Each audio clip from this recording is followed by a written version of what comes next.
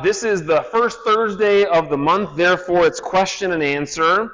And I've already had a couple of great questions this week, but I'll leave this up to you guys. If you are watching on Instagram, you can type the question. If you're watching on Zoom, you guys can type it, or you can press the button and raise your hand, and I'll call on you. If you guys are here, just raise your fleshy hand, and you can ask questions. And I'll give my standard disclaimer, which is nothing that I'm going to say is written in stone, like it's the answer.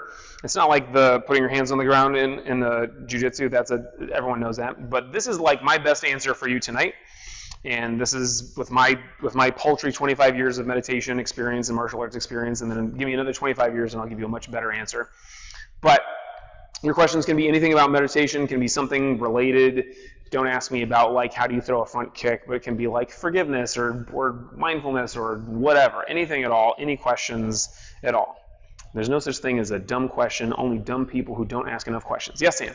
So, a couple weeks ago, you and I were grappling, and you had me in an armbar, and it was pretty much sad. I should have tapped, but something inside me was telling myself, fight through it, force it through, and I guess that was, as I reflect on it, it was my ego going to the point of competition where in this dojo, you're the black belt, you're the best, per se, and so in my head, it's like, I want to compete with the best, I want to be with the best, so with my ego telling myself, you want to try to emulate them, so I need to fight through it.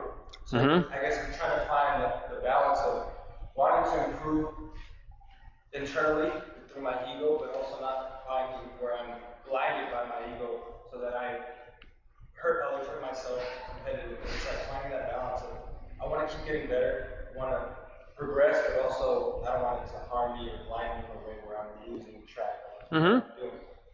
Yeah, this is great. So, Jonah, you can come out here, by the way. Were you trying to get my attention? What's he doing? I don't know. All right. So, I remember that armbar. Yes, it was like you were really trying to gut it out, and it is, like I was explaining a little bit at the end of the last class, this is a very normal experience. If you don't have this experience, you're not normal. And that's not to say that you're wrong, it's just to say that good luck with whatever journey you're on. But when you practice like this, you're going to get into that position where you necessarily feel like, I've got to resist this, right? I got to not like let him get me. And it's because we get all wrapped up in victory and defeat. Or like you're saying, I want to get better, right? The most generous interpretation of this is like I'm trying to improve, and as you said, like I'm trying to emulate the black belt, and a less generous interpretation of that would be like I'm trying to beat the black belt. You're not going to get a black belt just by escaping my armbar once, but first I'll say I'm imperfect. I've been practicing for long enough to know that I suck compared to people who've been practicing for way longer than me, and I'm way better than I used to be. But I'll say this, one of my dreams is for all of you to be able to beat me, and not because I'm old and frail, but I mean like beat me because your technique is good. That will make me feel good as a teacher because I'm like such a great teacher, but also because you're just getting better. And every teacher's dream is to be like a stepping stone for somebody else to become better. You can imagine how rough things would be in the world if there was no like progress, no human progress. Like the first person who learned something was the best and everybody else was worse than them. We'd all still be like eating dirt. So yeah, I want you to beat me. And not by just muscling through. So when you say, I want to like emulate the black belt, yes, please do that. I love tapping. It's my favorite thing to do. You get me close to an armbar, I will tap all day long. And I'll feel good about it because it means you've got a good armbar. It means that I'm like, participating in great practice. And it means that, I'm getting better at being sensitive and knowing when I need to tap and knowing when I don't need to tap. And of course you can go too far with that. So this is, we're talking a lot about jiu-jitsu, but so that you guys who are not in jiu-jitsu kind of get the same idea. This could be anything. This could be I'm driving. I don't know about you, but sometimes I'm driving, whether I'm stuck in traffic or not, and it starts to feel like I'm in a race. Like I'm in a NASCAR car and I'm trying to beat all the other cars around me. And I'm like zipping from one lane to the other. And if I see a car that passed me before and I'm passing them, I'm like, that's right. But that's not the way to drive. That's the way to get into car accidents. And it's the same thing with jiu-jitsu, and it's the same thing with so many things that are not physical in nature. That don't have like a physical danger or death aspect to it. It's just anytime we get stuck on victory and defeat and trying to win or trying not to look dumb, all of that is really one of the opportunities for us in class. I was talking to Tai Chi this morning about this in push hands. Your partner pushes you, and sometimes the reaction that you have is like, "Ugh, I'm bad, I'm getting pushed." Or your reaction is, "How come they're pushing me so hard? How come this person's a jerk?" Whatever it is that the ego does, it's trying to justify, it's trying to, again, win, not look dumb, all that stuff. And that's great. That's what your ego is supposed to do. If you expect your ego to stop doing those things, you are in for a long ride in life. That's what your ego is supposed to do. So our job is to be able to recognize and then let go of it. So back to the driving analogy, if your ego is always driving the car, then it's always in charge, and that's a very limiting and kind of stressful way to go through life. But if you can recognize this and be like, you know what, I'm not going to have my ego drive today. I'm going to let my ego be in the back seat. And, my kid is only 9 months old. She doesn't really talk very much, but at some point soon, she'll be in the back seat and she'll be talking the whole way. She'll be like asking me questions and telling me stories, and some of it I'll be really interested in, and some of it's just going to be annoying. At some point she'll have a brother or sister. They'll be fighting the whole time, and I got to be able to just kind of ignore that noise and just drive, right? This is part of what we're trying to do with our practice, meditation, physical practice, all that is to recognize the noise that is the ego and just kind of let it be there and not let it run the show, drive the car. You can listen and not do what it says to do and not get stuck on it. So in this case, you listen. My ego is saying that I got to fight against this arm bar for whatever justification you've got in the moment. And then you can do what your ego says to do. You can get, stuck there. Or you can say, "Oh, that's an interesting thought that my ego is having. I'm going to ignore it, but that's fun. Ego, keep doing your thing. You're doing great, ego. Just keep it up." And a necessary part of this or step to this is kind of a I'm not going to say separation, but that's one of the closest ways to look at it. It's like a recognition that you are not your ego. And this is just a thing that most of us never get in life. Like we're born, and at some point we kind of develop this strong ego.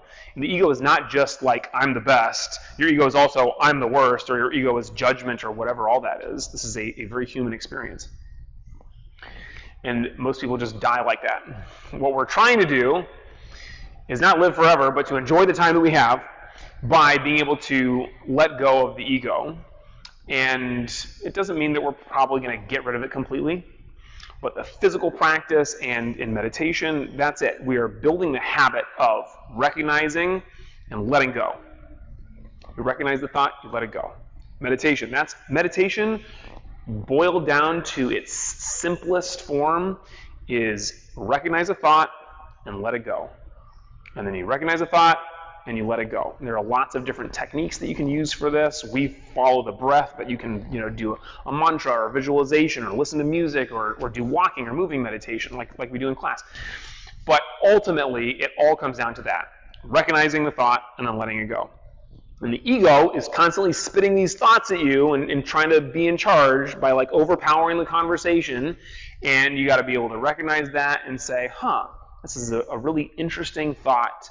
This is a really interesting thing that my ego is trying to do. And I can recognize that it is not me and it's not the answer. It's just a thing. So in this moment, I recognize the thought. I got to win this and just be like, oh, no, I don't. Because that's my ego. I can just do whatever. I can tap. In that case, this is what you should do. Tap. In meditation, you get into this really fun cycle where you recognize the thought that your ego is having, or you recognize any thought, and then your ego says, "Oh no, I'm not supposed to be thinking. You're supposed to be meditating, dummy. What's wrong with you?" And then you kind of get into the cycle of recognizing thoughts and beating yourself up for it. what we want to be able to do, the fastest way, the way that works the best logistically, is to just do something like label it as thought. You have a thought in grappling. You don't want to beat yourself up either. In meditation, it's the same thing. You just be like, thought, and that's it. Or you can say, okay, I'm recognizing a thought. Instead of allowing myself to beat myself up, I'll just go back to the breath by taking a nice relaxing breath. And I don't want you to do this in class with other people because it's a little bit distracting, but maybe when you're practicing at home on your own, just go, and just have like a calming sigh. And it's different from, which is what most people do. It's like I'm coming home to the breath, and there's nothing wrong with whatever was just going on in my brain. There's nothing wrong with having an ego. It's what human beings do. It's just not what I'm doing right now. What I'm doing right now is, I'm just breathing. Do that in grappling too. Other questions? Jonah? Take a scenario where you're trying a new job on the theme of pushing normal limits. Mm-hmm.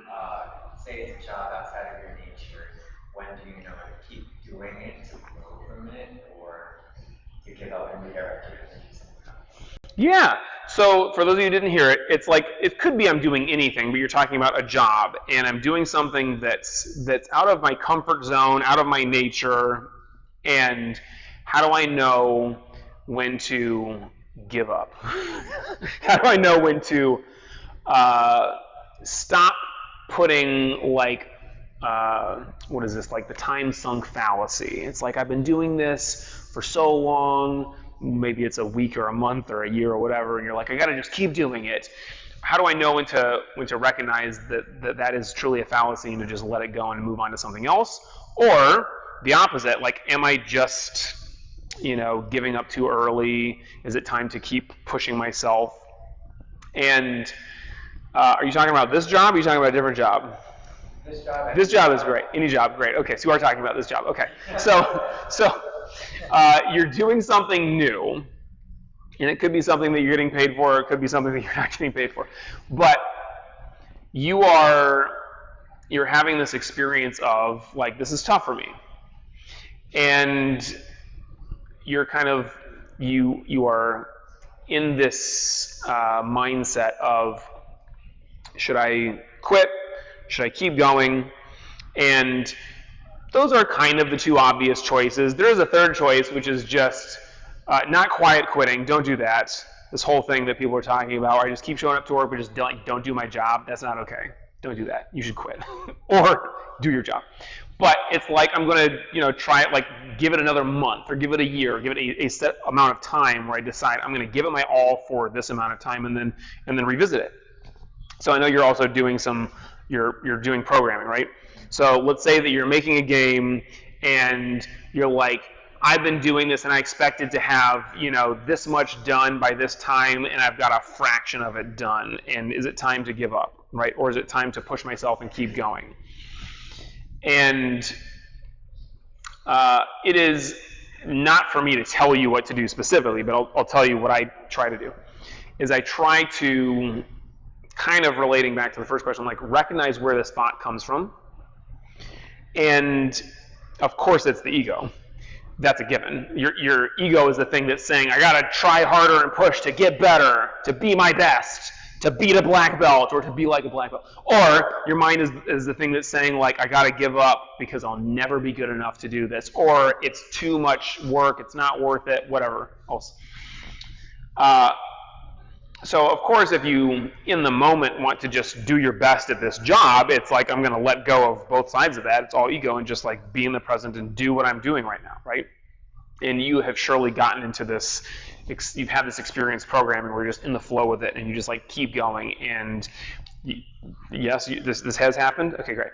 So maybe it doesn't happen all the time, maybe it happens rarely, but that's kind of what you're aiming for. And to be able to do that with whatever your job is, or of course to do it in martial arts, is really wonderful. And there are things that you will find that you naturally go into the flow state with, more naturally than other things. Now, usually those are things that you've been doing for a long time and you're good at. But there are things that you will do for so long and still never be able to get in the flow state with it because it really is just not your thing. And that's great. My Sifu would say there is a point where you're driving. Let's say you're trying to go to, you're trying to drive to Sacramento, which I have family there, so I have to go there. But if you don't have family there, I don't know why you would ever go to Sacramento. But let's just say you're trying to go to Sacramento, and at some point you start seeing signs that say you're going south on the 405 and like Mexico is coming up soon. You can keep driving in that direction for the rest of your life and never get to Sacramento. And that's a clear, literal sign. You're going the wrong way, so it's time to turn around. You have to. And this could be just like tangentially related to what you're talking about, right? Because maybe my goal is to create a video game, and I realize at some point I've been creating a social media site, and maybe it's like I'm going to pivot and do this thing, or it's like, no, this is my passion, this is what I want to do, and so you have to do a U-turn and start to do this, right? And it is rarely going to be that obvious. Like, here's the sign that says it's time to turn around. A good place to look is your health, your mental and physical health. If you are really suffering because of this thing that you're trying to do, then my suggestion is you change the way that you're doing it or stop doing it. There are very few things in life that really require us to sacrifice our emotional and physical well-being. Now, there are plenty of things that require that in the short term, right? If you do a class and it hurts because you were doing so much strengthening or because you're really working hard hitting the shield, that short-term pain is kind of necessary for the long-term gain. But it's like every time I leave class, my knee hurts, and maybe I can just adjust it, or I just realize I have a thing with my knee that cannot do martial arts. I gotta stop doing it. That's again kind of an obvious example, but that, whatever it is where you start to feel like you're starting to suffer physically, mentally, and it's not just like one night I pulled an all-nighter. It's like I've been pulling all-nighters for a month, and I feel like I'm driving myself insane. That's a good sign that it might be time to set it aside. I'll tell you, that'll be my clear answer for your question, and then I'll give you a little something else. Part of the issue that people have in a similar situation is they think that it is binary. It's like I have to keep going forever or I have to quit forever. There are other options. It's like I can give it a break for a month, or I can keep going for a month and I can see what it feels like. So keep that in mind. It doesn't have to be like this is a forever decision, right? That will open you up to different possibilities and not make you feel so bad about doing one thing or the other. We have a tendency to think of ourselves and our lives as like immutable, unchanging things, and this is the opposite of the truth. Everything is in flux, everything is change, and we want to be rooted in that which is changeless, which is like breathing. Even your breathing is changing, but you're able to focus on something that you know is there for you. And when we start to let go of this idea of things being changeless, it really takes the stress out of so much of it. We don't have to worry about this being like a permanent state or a permanent decision. So give yourself a little bit of that leeway. And then when you have relaxed away from this, feeling this of everything being dire, then the decision might become very clear for you. You're like, oh, well, of course, I was like stuck on this, but it's actually obvious that I'm supposed to go this way, or it's obvious I'm supposed to go that way. Just like in jiu-jitsu, like when we relax and let go of the tension and let go of being stuck, then flow kind of becomes natural, and we will go in the direction that we're meant to go in. Other question? Nobody at home has any questions? Okay, great. Deborah, lay it on me. Hi, okay. People, oh God, I turned off my phone so it wouldn't ring. Okay, you just paraphrase it for us. You just did a blog about using the right tool. Mm-hmm. And it was a great blog, wasn't it, Deborah? All the blogs that start with stories where I did something stupid, those are always great articles there, right? Go ahead. Okay, so you did this article about using the right tool, and towards the bottom, you talked about what Jiu-Jitsu brings, what Kung Fu brings, and then you talked about Tai Chi. Mm-hmm. And I became conflicted because you said Tai Chi represents perfection. And this is what I have been Oh no, we sent you into a spiral again, Deborah. Right, he pulled me back into this idea of perfection. And I'm thinking, Lisa, why did you say that? Why didn't you say Tai Chi is like evolving or it's a revelation, just like you're talking about the ego, realizing that this is judgment and not letting it drive us. And then you said Tai Chi is perfection, and now I am back into this idea of perfection. So you want me to talk about this? You don't have a specific question, right? That's the question. You know what I'm talking about. I know exactly what you're talking about. Okay. So for those of you that didn't read this, which I'm sure is everybody who I didn't just meet the first time tonight, I had this experience where I have a Ring doorbell on next to my front door, and I'm trying to remove the Ring doorbell because I need to like scan the barcode behind it to claim it with my phone. And I'm trying to unscrew it, and I get 3 out of the 4 screws undone, and the one screw is not moving. And I'm like literally leaning my whole body into it, like trying to turn it, and it just keeps the screw just keeps like rotating out of the screw. The screwdriver rotates out of the screw. And I'm like, forget it, I can't get this. And the next day I'm like, this is crazy, but I wonder if I tried a different screwdriver. So I got one that was just slightly bigger, and it like fit perfectly, and the screw came right out, and it was like effortless. It was another great example of like just, when we kind of think smarter, work smarter rather than working harder, like choose the right tool, using the right technique, it feels easy rather than having to like feel like I'm dying to get this done. So I was talking about the different lessons, and I want to make this clear, Deborah, that actually all of the things that I said about each of the styles that we practice here could be said about the other styles.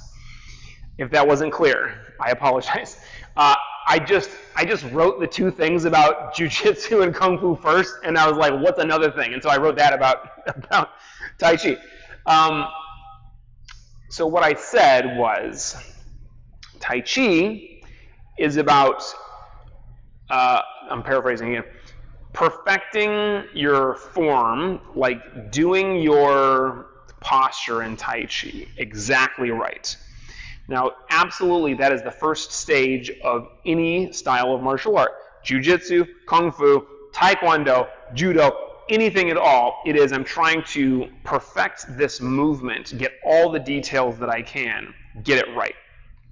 And then, a very necessary step, which being stuck on perfection makes it impossible to do, is to let go of that. Let go not only of having to do the technique in the same exact way, because then that keeps you stuck here. Your technique will never improve past that. But also let go of the need to have it perfect, because that keeps you stuck, right? And they're very similar things, right?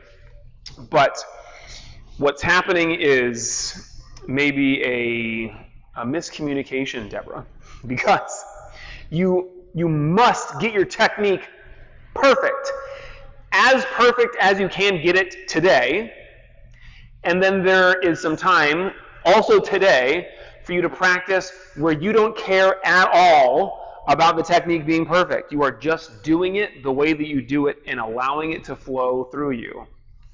And this is like the difference between being a scientist and being a caveman or a cave person, right? I'm studying, I'm getting it right, I'm getting every little detail that I can, and then I let that go and I just go do it. And in the doing it, You can't be stuck up in your brain thinking about trying to get it perfectly. You have to just do it and kind of let it happen, let the motion just take you, let the breath take you. And I know we talked about this, and I know you've got a whole thing about this, Deborah. You're not the only one.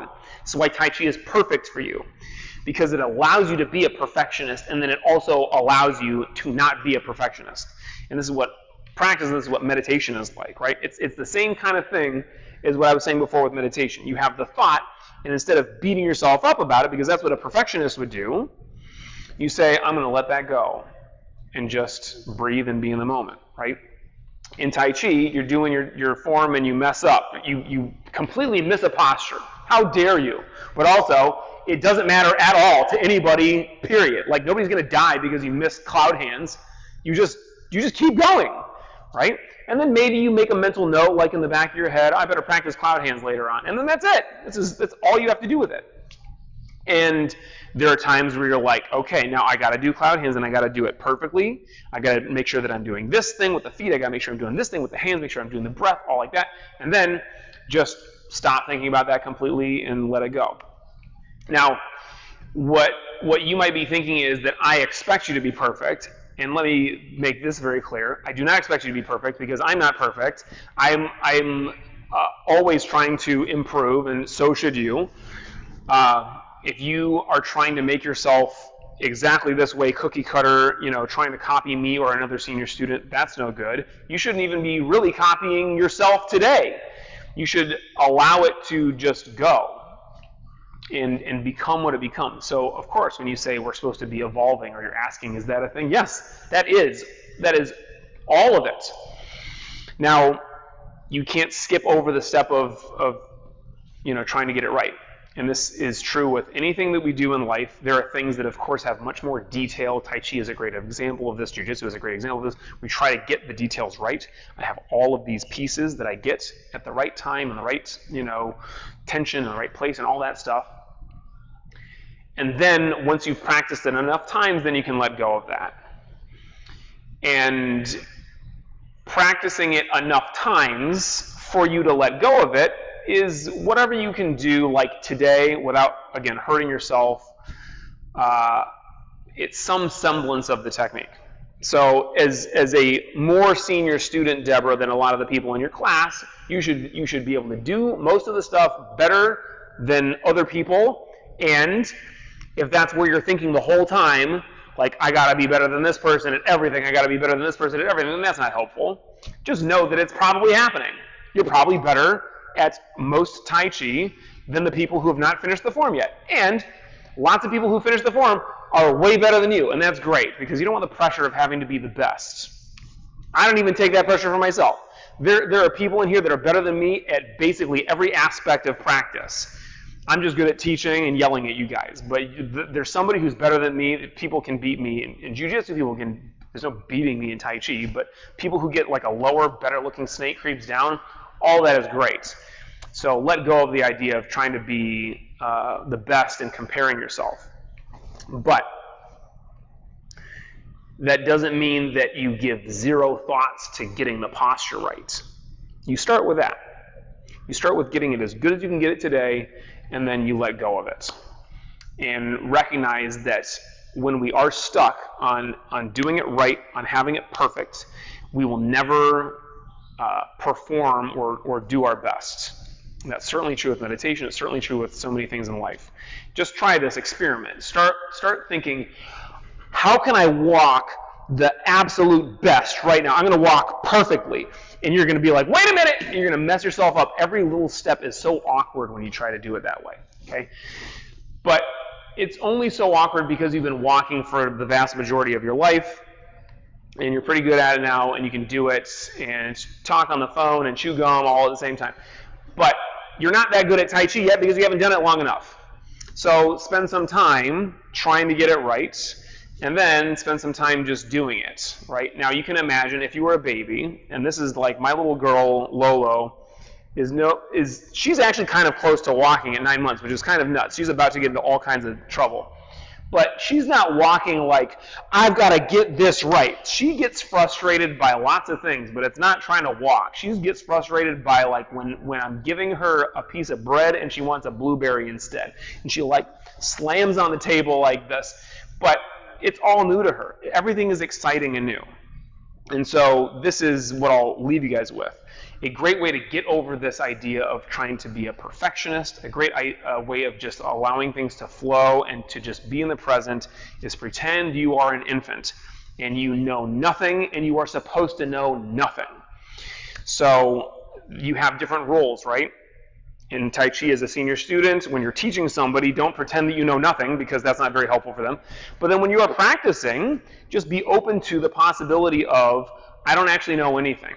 And so I can learn from my partners, I can, learn something new from myself, and have that awe, that beginner's mindset, like being an infant where everything is new and everything is exciting. And there's no pressure of getting it right. It's literally just, wow, everything is new and exciting, and there's nothing but this present moment right now. There's nothing else for me to do. I don't have a job. I'm a baby. I don't have to do anything at all except just do this thing right now. And meditation, I don't like this characterization of meditation that some people give it, where it's like you're regressing by trying to, be your most simple self. But I do agree completely that it is simplicity and being a human being at its simplest and also yet like highest form, where there's nothing in the way. There is just you in the present. This breath. And this is an old samurai saying, there is surely no higher purpose than this present moment. Whatever else you think you have to get done, wherever else the things you think you have to do, the things that you're thinking about doing after this class, driving back to Cyprus, whatever it is, all that stuff does not exist. It's just this breath. Sit, comfortable. So like I always do, I talked for too long. So this will be a 10-minute long meditation. So, some ideas for how to sit. I like to sit in Seiza because my hips don't like sitting cross-legged. If you want to sit Seiza, I suggest you flip the thing on its side so it kind of supports you a little bit better. Yep. Sitting cross-legged, also great if you want to do that. Just make sure that your hips are not sticking up above your knees are not sticking up above your hips, because then your legs are going to start to fall asleep and you'll get those pins and needles, and that's not very comfortable for meditation. So your back is straight with your hands upturned. You're going to roll your shoulders back and relax. Keep your chin parallel to the ground. Close your eyes. Your eyes are slightly upturned. And to get the position of your eyes, you can imagine the point on the center of your forehead, kind of between your eyebrows, and just visualize that spot. Your eyes will naturally start to raise up a little bit. If that doesn't work, especially if you start to feel like you're getting a headache, your eyes might be crossed. So what you can do is look. You can just open your eyes and look out in the distance at something that's basically right in front of you, but slightly above your head. Maybe like 10 feet, 15 feet up off the ground. And then you can close your eyes again, and that's the position that you want your eyes to be in. So it's slightly raised up, not crossed. And from here, relax and watch the breath. So there's nothing to accomplish right now. You have already accomplished it by sitting and being alive. The only thing there is for you is this breath. We're not even trying to change the way that we're breathing. We're not judging the breath, and we're not judging our thoughts. Whenever we recognize any kind of judgment or thought, we just release, go back to the breath. Like I said before, if you want to just label it as thought, there's no judgment there. It's just recognizing thought, and then you can let that go. And every time you return to the breath, just enjoy that experience, coming home to the breath. It's the most pure expression of your humanity right now.